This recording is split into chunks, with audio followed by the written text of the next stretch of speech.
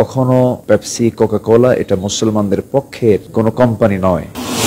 কোকা-কোলাকে শুধুমাত্র একটি কারণে না, নানা কারণে এটাকে বর্জন করতে হবে।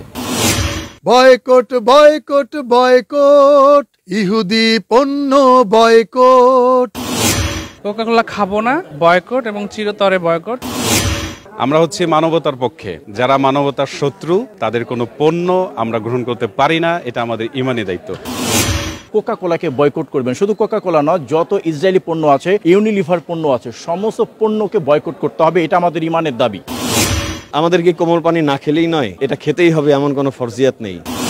আমরা সারা দুনিয়ার মুসলমানদেরকে বলতে চাই, কোকা-কোলাকে বর্জন করুন। এটা জাস্ট বাংলাদেশের বাঙালিদেরকে একটা আইওয়াশ করার একটা নতুন প্ল্যান।